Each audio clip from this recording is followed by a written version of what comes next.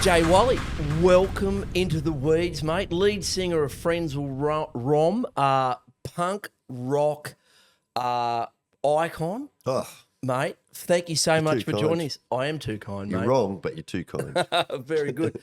Mate, you've been a punk rocker for far too long. 30 years now, I think. I reckon probably 32 years the band's been going for. 30 to, it must feel like 132 years, mate. Yeah, it's terrifying. But you've still got the fire in you, mate. You're like, punk rocks are pretty like vocal. It's clearly very vocal, but you're out there, you know, popping pretense. You're still fired up.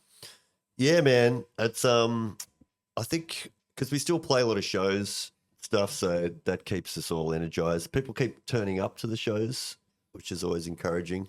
And I got this studio that I record a lot of young bands, so I get a lot of their fire. You know, they're come across a lot of young kids doing sort of pretty aggressive, cool, sort of writing good lyrics and delivering it good, and yeah, it keeps me interested in it. And that's a studio you run? Yeah. What's that called? It's called the Pet Food Factory. The Pet Food Factory. Yeah. One of your albums is Pet Food. What is it? It's Smoke at the Pet Food Factory. That was written because we about how we really just spent the majority of the time sitting on the balcony, like not doing anything, just having a chill. But no, Pet Food Factory's great. It's, I think we called it that because we sort of release a lot of music.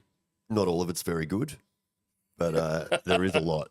Yeah, mate. Well, you got a lot of humility, mate, and you do like punk rock. You know, one of the things is it pops a lot of pretense. You know, you've got to be pissed off about wankers, and you've started like a long time ago. I think you're. What was your first album? It was Dick Sandwich. Dick Sandwich, yeah. 1992. Yeah. And one of the key things about your lyrics and the Frenzal's style is it's about sort of interpersonal issues. It's not so much politics and stuff. It's just about wankers, things going wrong, even, self-depreciating. Yeah.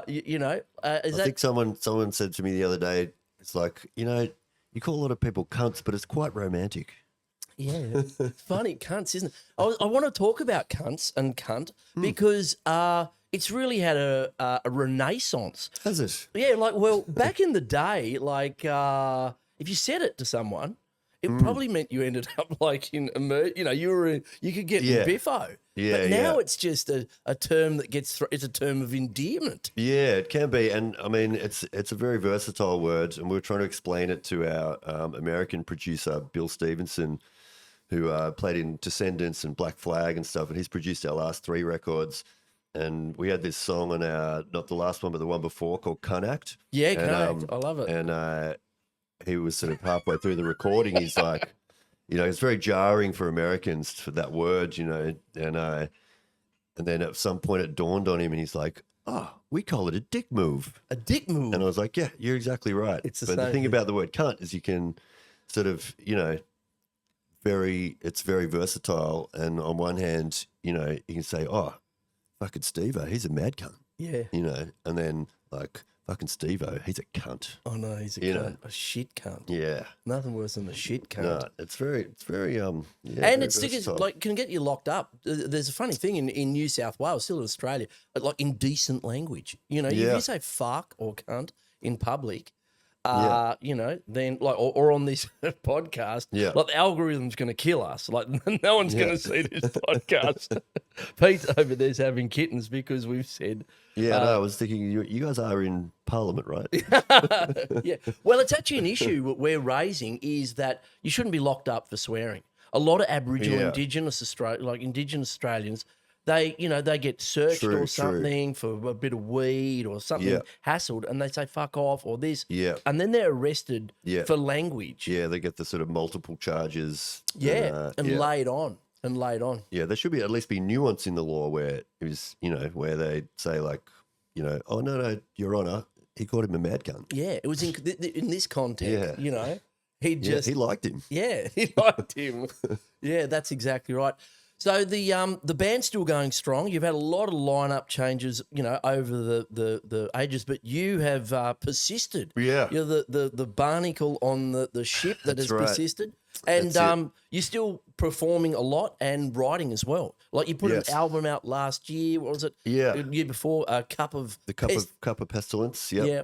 And tell us about how the music's changed, because I did go back and refresh myself, and that was, a bit scary punk, back in the 90s. Yeah. The new album's got a bit more of that metal element too, hasn't it? Yeah, yeah. I mean, I feel like I didn't start writing good songs till about 2014, and then we sort of found our producer in Bill over in Colorado, who definitely gave us a bit of a heavier kind of edge to it. And, What was that at Meet the Family and The Man Is Not a Camel? Was that before that? Yeah, that was sort of before, like sort of Smoke at the Pet Food Factory, High Vis High Tea, and Cup of Pestilence were all with him, and yeah, we really sort of kind of honed that. I feel like a lot of bands generally when they get older get a bit lighter. You know, and I'm always disappointed in my favourite bands. Yeah, start doing ballads. Yeah, so we sort of got a bit faster and a bit heavier and, a bit more aggressive and stuff. And still trying to keep the sort of tongue-in-cheek thing. I mean, we sort of try and balance that sort of political thing with humour, I guess, because it's a pretty broad church, Frenzal Rhomb. Like, it's not just we're not just playing in sort of squats in the inner west. There's like a lot of people from a lot of different backgrounds come to our shows, and pretty working class, and across political, geographic, demographic spectrum. We've definitely had have funny incidents at our shows. Like we were playing this show in Wollongong, and I got the train down, and you get that beautiful bit of the train where you come out into the escarpment and you can sort of see the ocean and whatnot. And I was talking to this environmentalist backstage, and he had me really fired up about how I think BHP were trying to buy the escarpment and frack it all and stuff. And so I walked out on stage kind of all fired up and going like, you guys don't know how good you've got it here. It's fucking beautiful. Don't fuck it up, whatever. This guy just stands up and he goes, I voted Liberal. And then this guy next to him who was on crutches used one of his crutches to beat him up. And then all his mates came up and there was a brawl and there was 8 police and the show was off. So I'm just going to keep my mouth shut. You can't please everyone, and you'd certainly have a constituency of coal miners. All that. All of that thing. It's an interesting part of who we are as the legalised cannabis party. A lot of people think that we're, it's an inner city left issue. But our most passionate advocates are, guys called Trevor with goatees who drive forklifts, and want to grow some weed. For Working sure. class, high vis crowd. Yeah. And they're working in mines and the rest. But a big part of, what you're writing is the interpersonal. It's like you're really granular, about issues with your family, friends. Why did you end up focusing on that? Getting locked out of home, a blue with your friends, a shit job. Why has that been the focus for you? I don't know. I mean, I feel like I'm always trying to distill that sort of, especially the older I get, the more I realize that really for your own mental health, especially men my age, a lot of guys aren't really coping that great. And for me, the savior for all that is the community around you and friends that you didn't really know were so close, like your neighbors and all that stuff. And once you start getting into your neighbors or whatever, there's so many stories, everyone's got a story and, there's people because the thing about community is you don't really have to get on with everyone. You're just trying to absorb the people that you don't get on with and don't isolate them. And so within that, there's always sort of pretty funny stories and where you can sort of kind of razz someone because you don't think like them, but they're sort of part of your world. Yeah, and you're honest about them and you're honest about yourself. Yeah. And that's that stuff. And, trying to remember that we're all flawed and, we're all sort of faced with different sort of stages of desperation in our lives and, it's trying to get through it. Yeah, and the art's an amazing way to express it. Do you think that, punk rock, a lot of punk rockers are, very political. Yeah. You think about, the Clash or, someone like, I don't know, Henry Rollins or some others. They're very political about the state. You guys have sort of avoided that in a part, haven't you? Was that a deliberate thing? I mean, I felt like I think I've tried to write songs like that and they haven't sounded very good. Yeah. There's something disingenuous about it or just how often can you say the word society or, whatever. And I feel like it's, for me, listening to those songs, sometimes they're a little bit bland. Like some people do it really well. Like I love Midnight Oil, love Propagandy, you know, bands like that who like can really articulate things in a way that's still interesting and stuff. But I just found like I could never, for my own, when I listened to it back, like I was like, what, who's going to give a fuck about what you think about that? Yeah. You know, whereas in the other way, you know, because we're all vegetarian and vegan and, you know, clearly left wing and whatever, I feel like people just kind of know that anyway. Like I don't have to yell at them about it. And I prefer all of them to be in the room together, you know, not necessarily agreeing with each other's politics and having this joyous night where they're all just jumping off the stage and smashing into each other and having 8 beers and having a good time, you know. And you're pretty, like, you know, you've been honest about, you know, your sort of privilege or, you know, you're white middle class Australian. It's sort of hardly like you've been, you know, oppressed by the state and, you know, exactly. you're not coming out of a, you know, a favela. Yeah. Well, that's nice. What's it? No, these days. It's going to the dogs. You should see it. The hit squads and all the rest of it. Yeah, it's one of those things. It's hard. It's a bit disingenuous to, you know, be talking about oppression by the state when you're, you know, that's grown up in the suburbs of Sydney. And for me, like, you know, I feel like I can communicate with people like me, and you know, people that might want to sort of look at their own lives and think like, well, maybe I don't have to treat that person like a piece of shit. You know, like maybe I could just be a bit more, you know, open to things, or maybe, you know, I can shine a light on someone that, you know, is sort of not that different to me and go like, oh yeah, maybe I should try a bit harder. You know? And also, you know, acknowledge, as you say, that we all struggle with mental health and, you know, we don't always perform to our best and, you know, we've got to like lift each other up and be honest about it. It's been a long journey for you, like the early 90s. Tell us about coming up. You know, you start like it was a bit of just a throw together, wasn't it? Just a battle of the bands, just grab a name out of a textbook. Fuck, this is a bit of a prank. But you were good at it. And why did you persist? We'd sort of already been going to shows and seeing bands like the Meanies and the Hard-Ons and Cosmic Psychos and Splatterheads and, you know, bands like that. Cosmic Psychos, I saw them in the Launceston Uni Bar. Yeah. They're fucking fantastic. Yeah. And the Meanies. Meanie. Tumbleweed and stuff. Tumbleweed. And like sort of like I knew that we'd sort of already been playing music and like knew that I wanted to do it. Didn't really know how to do it, but, you know, thought, you know, we'll work it out. And then sort of threw a few songs together and just went from there, realized I really enjoyed it and I enjoy the just the process of recording and writing and playing shows. And I mean, the shows are the thing that really sort of propelled us along when, especially because people sort of seem to like it and stuff. So that seems, it always seems to be an excuse to just keep doing it, you know? Must be a massive buzz, mate. Like you've done some gigantic shows, like toured with some fucking massive acts. Like, and it must like just make you squirt a little bit of pee. It must be just so fucking exciting to walk out to a big crowd. What's the biggest show you've done? Like you did the gigantic Big Day Outs and that. I know. I mean, they're funny because you're playing in front of 50,000 people and you know you're basically playing in front of 49,000 Metallica fans, Foo Fighters fans. You know? And you're like, what's up, Sydney? And it's like 400 people that go, yes, mate.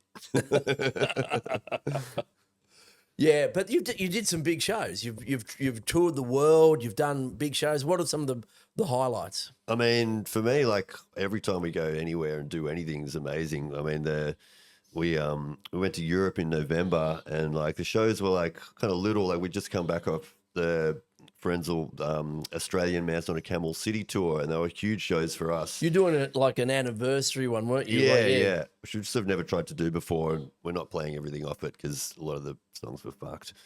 But yeah, it went really well. So now we're doing that regional thing. But then when we got to Europe, they only care about the last 3 albums. Like they had no nostalgia because we never really went there in the 90s. Really? So it's the more medley ones, the recent ones. Yeah, so that's all they're sort of interested in, which is great for us.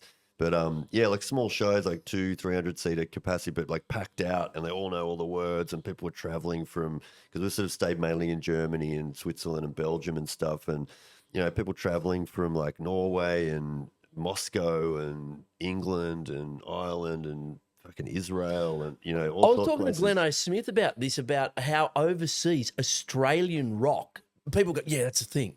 Yeah. It's like a thing. They know us. Yeah. They know Australian rock and punk and Yeah. metal and whatever bands. Yeah. They like, if they're good, they're gonna smash the shit out of it. Yeah. And they got a big following. You look at like Amel and the Sniffers. Oh yeah, man. The chats world and on everyone. the they're chats. going so great. And back in the day, like, you know, there was the Australian rock, but bands like the Divinals, man. Yeah. Like, they're just amazing rock and roll bands that have, you know, they have huge followings around the world. Yeah, and the big ones, you know, like AC/DC and the Saints, and we've always sort of punched above our weight, I think, like, you know, overseas for that sort of stuff. And one of the key things you've always done is, you know, you've sung and you've used Australian vernacular.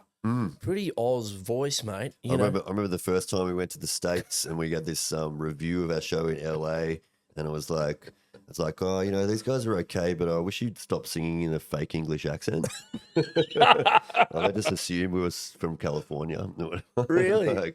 Because there was a time when, you know, all those bands like NoFX and, you know, Green Day and all that sort of punk pop sort of resurgence. So they just assumed that we were like one of them. Just one of those that have just popped And even up. now, like recording over there with Bill and stuff, he's like, I'm not sure that's how you say that word.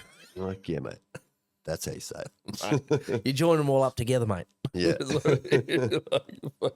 Can you put a pause in there? Yeah. Yeah, fantastic. And it translates and people still love it. And you're doing the tour, you're going to Quebec. Yeah, we're doing a festival in Montreal with Propagandy and a bunch of bands. Should be good. Yeah, we went there a couple of years ago, and it was mad. I love it. As I ended up going camping for 3 weeks up in Quebec, up in bear country. It's amazing.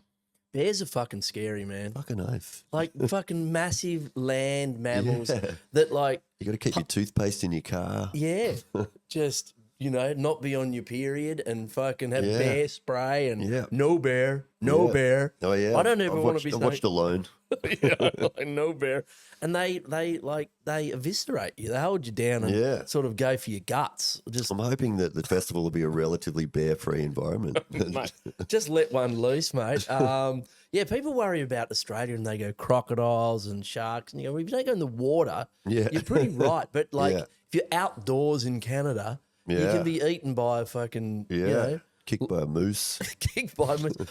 Moose are dangerous and they rut. They rut. Do you rut? They have a season. Not been known to, but But I saw one in Yellowstone and it was going along and it was just going, muh. And it's fucking huge. It's like a gigantic horse thing and its eyes are just bloodshot. It's got a big droogle hanging down and it's just great big and it's just going, muh, muh, and it'll just, it'll try and have sex with you. Hyundai. Yeah. Don't worry. Depending on the colour. The colour. Depending on what it's wearing. Yeah, that's exactly right. Yeah, you got tinted windows and it's on. Canada, mate, amazing.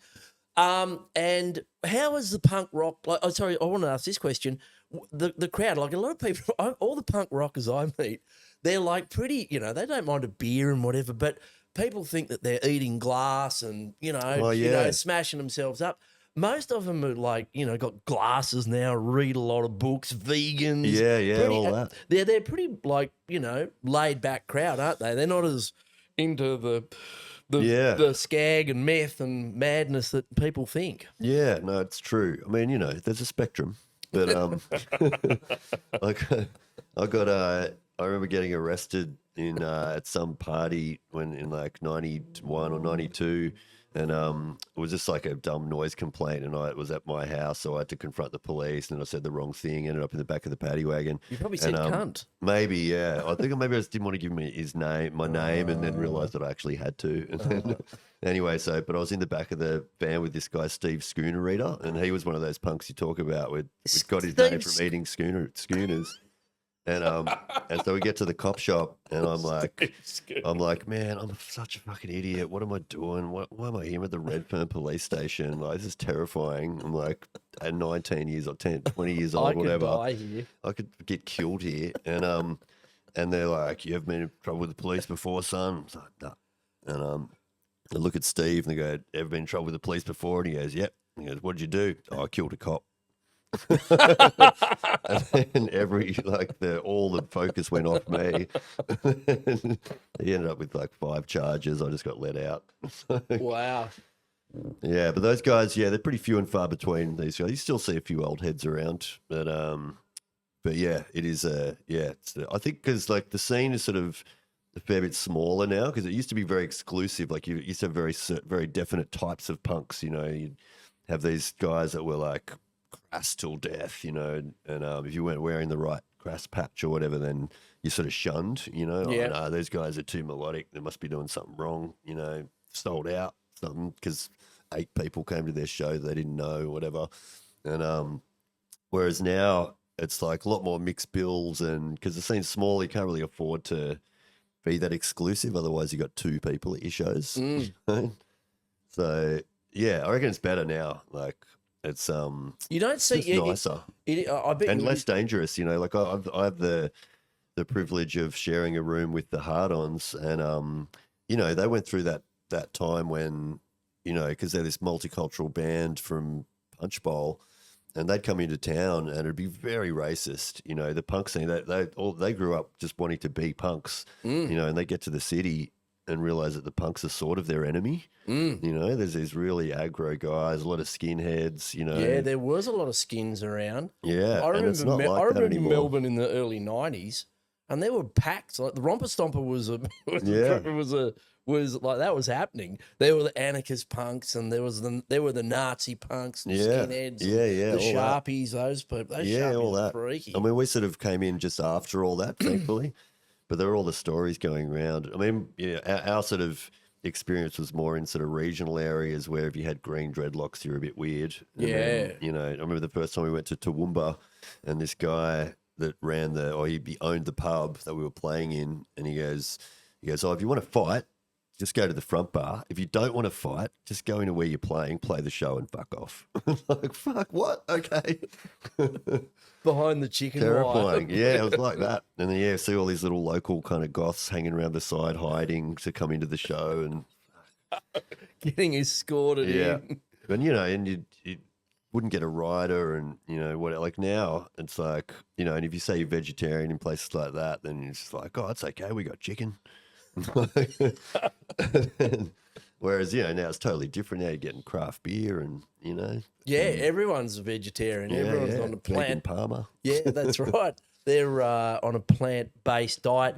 Back in the day, there were quite a few Nazis around. There was you got a song. What is it, Mummy know you're a Nazi? Yeah, it's a true story about actually it was when Propaganda were touring and our manager was bringing him out, and the cops got word that there were these guys that were planning to kind of get a bit of a group together and come down and disrupt the shows and like kind of try and glass the band and stuff because they're very anti-fascist and sort of all that. And so they got worded up to this show in Melbourne, and these guys did turn up, but luckily security guards sort of clocked them. And it's pretty easy to clock them at those shows, especially in summer, because they're the only ones wearing long sleeves to cover up the swastikas or whatever. No shit.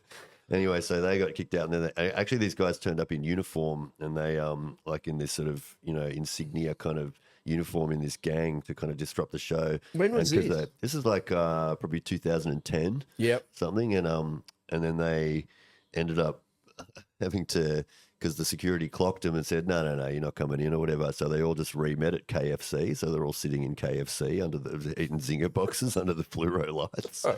The brown shirts. Yeah. It's going, man, this is not what you thought this Nazi shit was going to be about. Beer hall push. Yeah, but it turns out, so the cops sort of cottoned onto this one main agitator, and he turns out to be this 16-year-old kid that was like living in his mum's basement or whatever, and the cops went round to the house and said, "Oh, does Trevor live here?" like mum's like, "Trevor, what have you done?" She has no idea that he's in his basement being an absolute fuckhead with pictures of the Führer. Yeah. It's a bit of a worry. They've turned back up again in recent times. They have they've been emboldened by some of the wing nuts in the States, and but they're like really straight edge. They're really like they're not punks, are they? The Nazis you see like turning up in Albury and Wagga and that sort of stuff. They all look like they're real estate agents or something. Or, well, they definitely are. I've met those guys too. Yeah, that's right.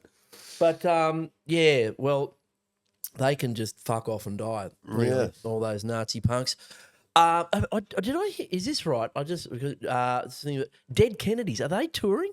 They are. Yeah. Dead Kennedys with Jello Biafra? No. Ah. Yeah, no. So that's still a big split. I'm led to understand, but yeah, I've no idea if they're good or not with old mate whoever's singing. Yeah, right. I mean, we did a show with Greg Ginn's Black Flag.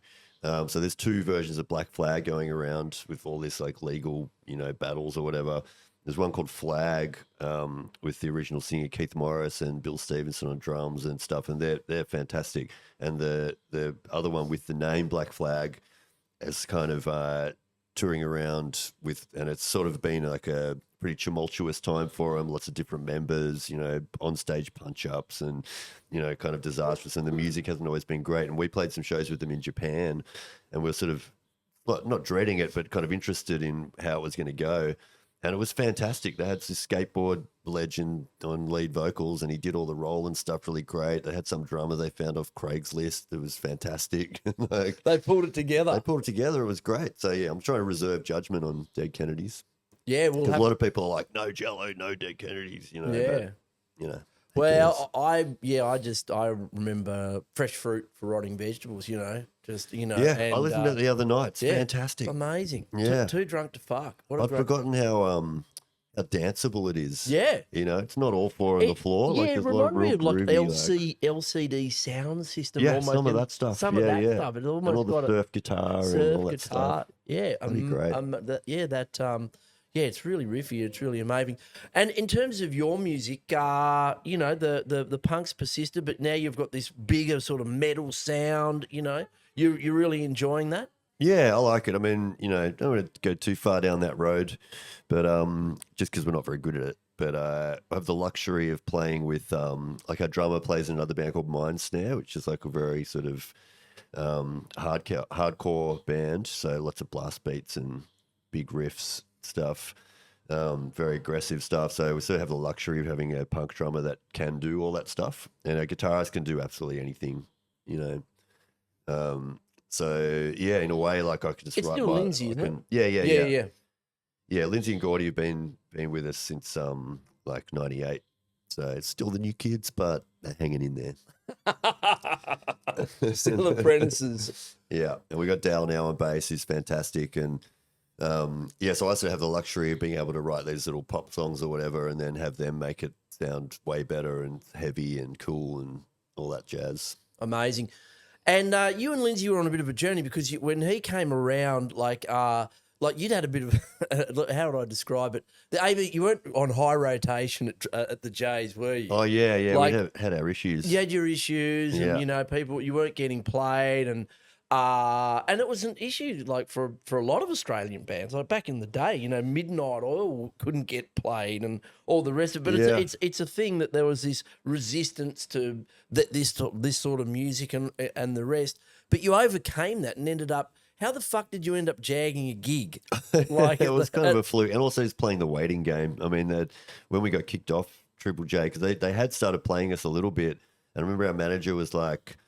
It's like, bands like you guys, you never get on radio, you never get on TV. So if you do get on there, you should make it count. Like, you should make it memorable or whatever. So we were just sort of shit cunts.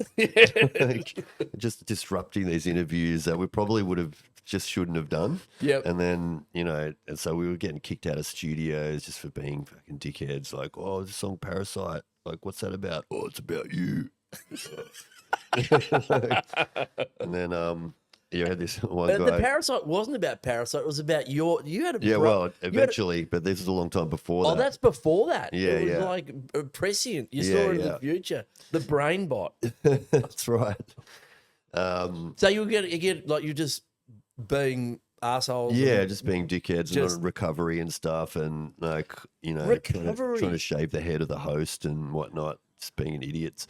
But then we sort of then a few actually just after all that, like they finally started playing, like a couple of records later, they started playing some of our music again, and we're like, you know what, this time, like, maybe it would serve us if they did play it, and then we could probably go to Perth and like people would know us and whatever.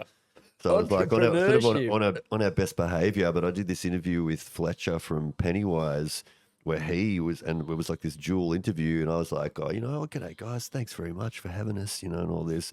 And then Fletcher's like, I'm feeling pretty sick. I think I need to throw up. And the announcer, he's like, oh, do you need a bucket? He's like, you're the fucking bucket. And I'm sitting there going, oh, why do I have to be here? And then eventually, another couple of years after that, they had a change in their program managers, and this woman just had this brainwave that she wanted more musicians behind the microphone, so she got people to kind of fill in for shows, and we didn't really know, but they were sort of grooming us, and they were so we sort of did the request show for a show where we just took in all our own records, and every time someone requests something, we go, no. Like, this is way better. And so they thought it was all anarchic and stuff, and gave us a gig. And the Brekkie show, though. I know. Like, it's crazy. How the fuck did you have to get up at like 4:30 in the morning? And I think I pushed it to 5:10 to get on air at 6. But yeah, it was you would have brutal, had that down to an art form. Yeah, like. I mean, I sort of live nearby, but and like worked out what we didn't have to do in the first hour. It's like a lot of music, and but just lie down on the floor for 3 minutes. Yeah. But it was a cool experience. Like we, interviewed you a lot guys of people. were hilarious. You really, really riffed off each other, and it was super popular. Yeah, like all that stuff aside, even just being able to talk to these people that you'd never ever get to talk to in your whole life. Like, we interviewed Bo Diddley, and like, wow, just so many people. Bo Diddley always comes up in my mind because like it wasn't that long before he died, and we were asking him about how he felt about being ripped off by all these white guys, like the Rolling Stones, and everyone, U2, and he's like, they think they rip me off, they're like, they think they're doing the Bo Diddley beat, they were doing the shuffle beat, and he's just smashing the desk, like showing us the difference between the shuffle beat and the Bo Diddley beat. I'm like, oh my god, you invented rock and roll, and I'm in the room with you, like incredible stuff, and then eventually, I think I felt like, because my role partly was to sort of hang shit on all the bands we were playing, but it wasn't sustainable, like to be that negative for that length of time at that hour of the morning. And like I felt like, that show Neighbours, there was always a bad kid that would move in, but then eventually he would like just be sucked into the morality of Ramsay Street. Yeah. So I felt myself like going down that road and just sort of regurgitating what was going on and thought, maybe that's enough.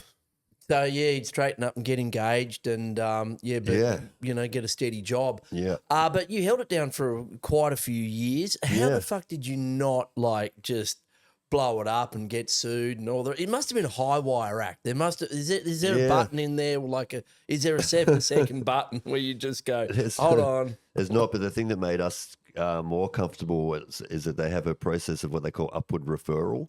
And so like if you sort of say something fucked or whatever, you've got a producer that it's probably on them for not wording you up enough. And then they've got someone above them that it's probably they'll have to take responsibility and etc.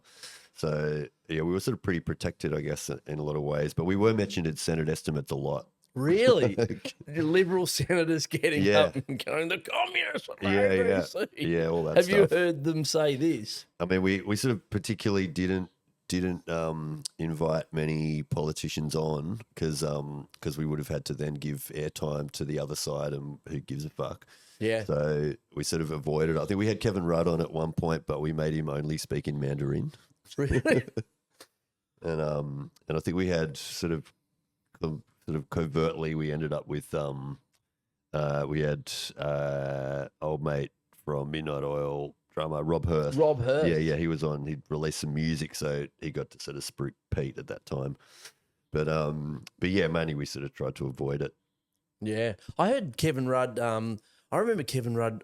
He went to like the National Congress, whatever they have, the Chinese government, and he's got up in front of like the entire Communist Party and spoke, perfect Mandarin. Yeah, Well, they all got up. I And, mean, all the Australians say that, but like the Chinese are probably like, he's probably saying like, well, would you like to buy my car?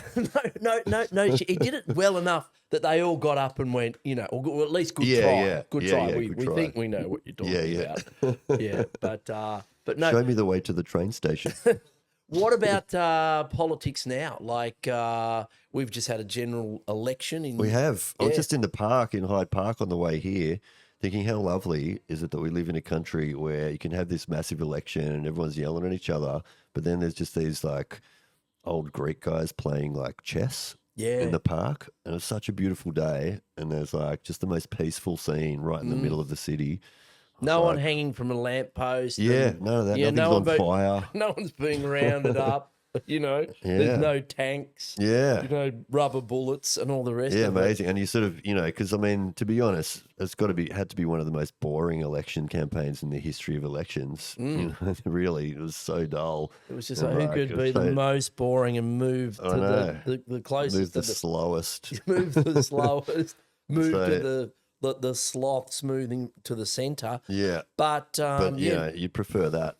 Yeah, when you look at places like Ukraine and other places like that, or the States, just how polarized it is. Have you done much touring in the States? We have, not recently, because the visas now are just ridiculous. Like it'd be 10 grand for us to get there just for the band in visas, like working visas. And we used to do it in where we'd sort of get a working visa for the year and then kind of go twice. So we'd sort of go for a couple of months at the start of the visa and a couple of months at the end, and that'd make it worthwhile. But now, like if we're to go over there for a couple of weeks, it just doesn't make sense. Yeah, right. So we go to Canada because it's sort of free. Right. There's all these barriers. Like I was reading a story about a young Australian artist, and I wanted to talk about this. Is we want a vibrant arts sector, and you're supporting a lot of young bands. And, you've seen it all over 30 years. And this young woman was saying, look, I forget her name, but she's coming up. She's not my type of folk music sort of thing, playing guitar and singing about things. And she's got a support act. She's a support act for some other big American like singer-songwriter I've never heard of, blah, blah, blah. They're going around. She's got to pay her own way. They've given her the gig. And they say, and you've got to pay for your travel, your accommodation, your food, your whole thing. You've got to pay us for some of the promotion. Yeah, that's fucked. That's just so fucked, isn't it? Yeah, and I'm always trying to advise bands not to do that because like it sort of just encourages that model, that race to the bottom, and like that pay to play thing. You sort of do. I think you see it less, but then occasionally it crops up. When. Meet bands and they're like, oh, but it was the only way that we could have got this show. We wouldn't have played with them otherwise, like someone else would have done it and whatever. And then they'd get the exposure. And I'm like, dude, just put on your own show in front of 80 people. If you've got 80 fans, find the room that holds 80 people and have a massively great night with 80 people that absolutely love your band. And then everyone's going to recognize that night as a party. There's be people that couldn't get in, like the other 10 people that love your band or whatever. And the next show is going to be mad, and just try and duplicate that in every city. Create social scenes around your band, where it's a party every time you play. And I feel like that stuff's more important than those kind of international tours where you sort of face in front of people that kind of almost just tolerate you being there. A big day out, the Metallica, there's all those people it's going. very rare that you hear of bands that go like, oh, what broke us was, playing with fucking Rage Against the Machine. I don't know. You've got to have your own fans. I saw the doco, I just rewatched it about Cold Chisel coming up, and they just had fans that just chased. That's how they did it. That Australian pub rock, and they had fans that would just get in the the combi or the panel van, and follow them around and go up the coast and see them 3 or 4 times. But to do that, you need venues. Yeah. Like early 90s, there was a lot of pub rock, but it really came off, didn't I? Like I remember there was like the Sando in Newtown. There were a lot of, there were a lot of venues. And then they, all this NIMBYism came in and, it became less and less, and the Pokies, all the rest. Yeah. I mean, I'm in two minds about all that stuff because, I mean, I don't really have much nostalgia around venues, because venues, the only reason you go into the venues is because of the bands. You're not going there because, how good's the paint job on this wall? Yeah. Like, Wasn't it's very there good in the because of the sand, people though. and your friends and the band and stuff like that. And when pubs close, especially those old traditional venues, it's probably because they had not a great business model, or like, obviously live music fluctuates in popularity overall, and I feel like it's coming back to an extent, but basically if you start a band, you're going to find somewhere to play, and there's all these alternative venues. There's so many different places, especially around Sydney and Melbourne and Brisbane. Like there's places that you just wouldn't really know about necessarily unless you were kind of in that scene. And I feel like it's almost healthier than it's ever been to Really? a point. Yeah. Amazing. It's just it's a smaller scene because, in those days, sort of pre-internet and whatnot, live music on a weekend or wherever, like you lived in Castle Hill, you'd have it at the Castle Hill RSL is going to have a band and that's your entertainment, whereas now it's sort of spread out a lot more and people are doing different things, but it's still, if you want to see live music, there's so much of it, and there's lots of it and lots of really great bands putting on their own shows and in sort of weird spots too, like all different warehouses and, bowling clubs are big at the moment, lots of bolo shows.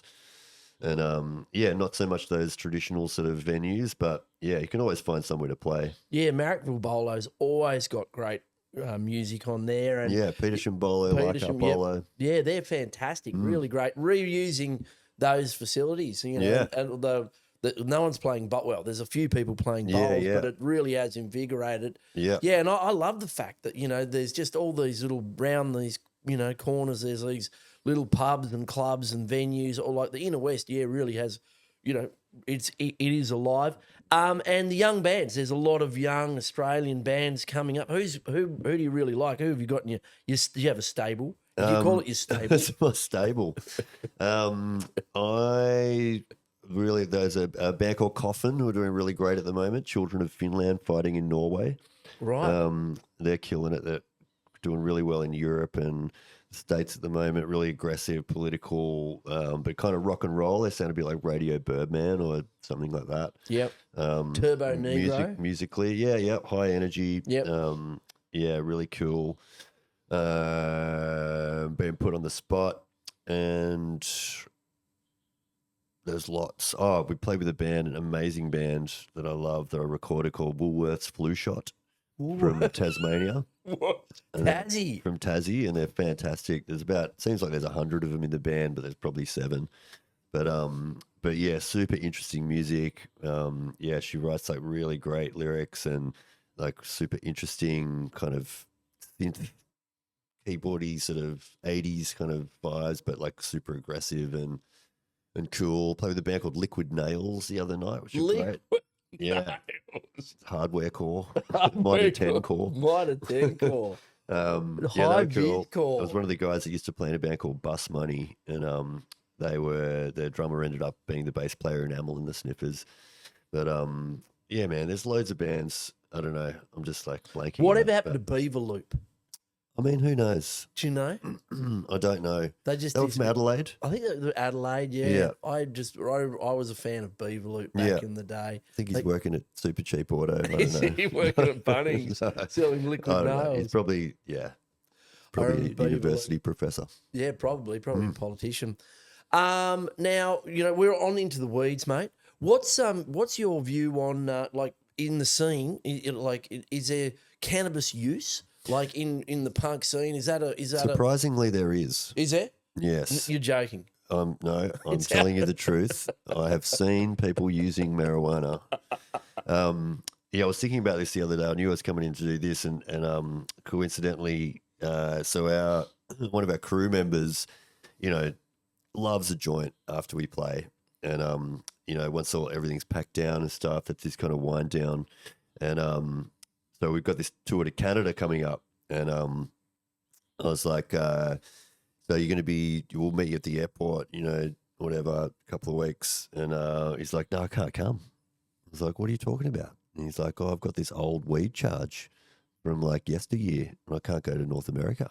No, even and Canada. Like, well, I was like, are you sure? Are you sure? And they've legalized it, Canada. And I think, I mean, because a couple of us have got charges but it's for malicious damage from this like incident, shall we say, in sort of early on in the band's life, and we just the first few times we went to America, we sort of just ticked no, and we're thinking like, well, as if some guy at LAX is going to be able to in contact with the guy from Tamworth, Tamworth cop shop.